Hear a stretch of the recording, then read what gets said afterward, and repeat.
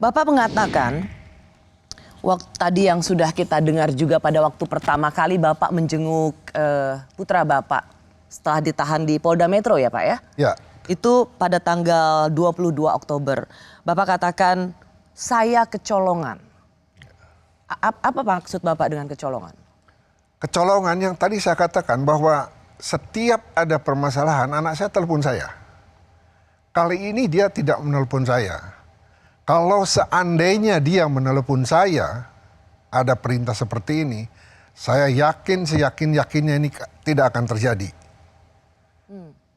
Jadi saya merasa kecolongan, kenapa dia sampai tidak lapor kepada saya? Setiap kasus besar, kecil, selalu dilaporkan ke Bapak? Seorang Selalu. AKBP loh Pak. Selalu minta pendapat. Pak, ini ada masalah gini, aku gini. Oh ya, itu udah betul. Jadi memang saya pantau terus. Ada contohnya misalnya ada kasus besar? Ada, seperti menangani motor besar. Yang anggota motor besarnya memukul anggota Intel Kodim. Itu kasus besar. Anak saya sampaikan kepada saya bahwa, Pak, ini ada masalah kasus besar. Papa udah tahu di TV sebenarnya. Kamu nggak usah mundur. Siapapun di belakangnya, jangan mundur kamu. Siapa? Sampai-sampai dia waktu menyidik itu disodori uang 10 miliar. Pada peristiwa itu? Ya, jadi yang selama ini Bapak katakan anak saya itu pernah diiming-imingi 10 miliar. Ya. Itu dalam konteks motor besar? Ya, betul. Karena dia menahan 8 orang kalau salah. Dodi cerita pada Bapak? Cerita. Saya ditawari 10 miliar. Ya. Untuk supaya? Ya mungkin supaya selesai. Bapak bilang apa? Jangan, saya bilang. Saya bilang, kamu ngambil itu langsung pensiun. Enggak Pak, ini enggak katanya. Ketika Bapak pertama kali berusaha untuk menemui putra Bapak, 22 Oktober, sempat ketemu? Yang pertama tidak bisa.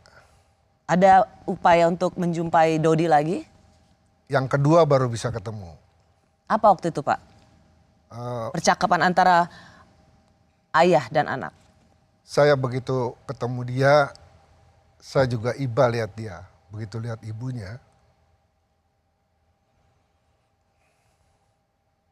langsung dia sujud di kaki ibunya.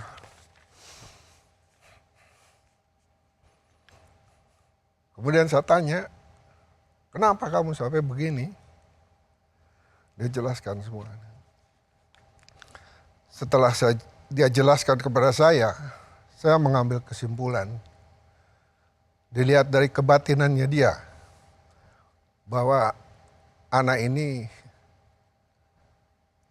ada tekanan karena mendapat perintah dari bintang 2. Sang Kapolda? Kapolda, ya.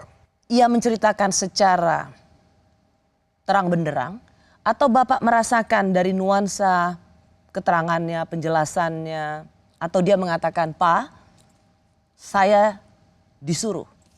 Ya, ada perintah dari Kapolda. Yaitu?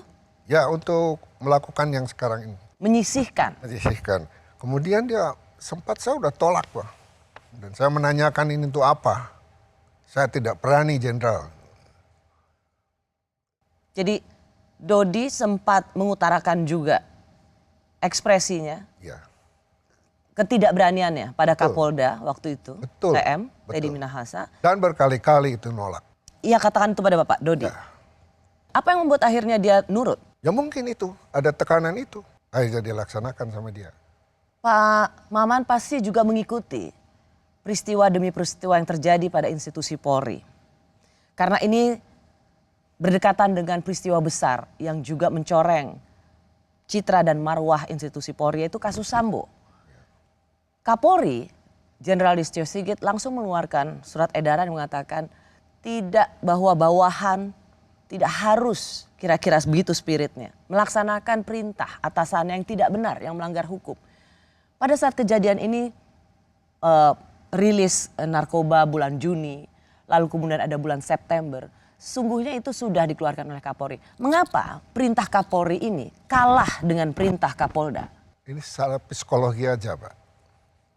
Namanya bawahan yang langsung berhubungan dengan atasan, di mana di situ paling tertinggi di provinsi itu kan bintang 2. Kemudian anak saya itu bawahannya.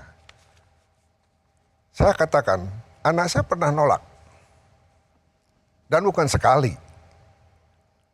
Tapi mungkin karena tekanan terus akhirnya harus melaksanakan itu. Itu yang Bapak sesalkan. Andaikan ia menolak, mendapat tekanan, diceritakan pada ayahnya yang Ya. Irjen Polisi Purnawirawan, Ya, mantan Kapolda Riau, mantan Wakapolda Sumatera Utara. Pasti apa yang akan Bapak katakan? Biarin aja gitu, tolak aja. saya akan bilang, jangan kamu laksanakan. Kalau perlu lawan. Saya akan berbicara begitu. Melawan bintang 2. Lawan, karena perintah itu membahayakan. Apalagi pada waktu itu seperti yang tadi saya katakan, Pak, secara institusi Kapolri sudah mengeluarkan surat edaran perintah pada seluruh anggota Polri tidak perlu melaksanakan perintah dari atasan yang melanggar hukum. Harusnya Dodi lebih memegang perintah atau aturan yang ditegakkan oleh Kapolri daripada seorang bintang 2 Kapoldanya. Kan begitu harusnya seorang anggota polisi. Betul, itu secara teori.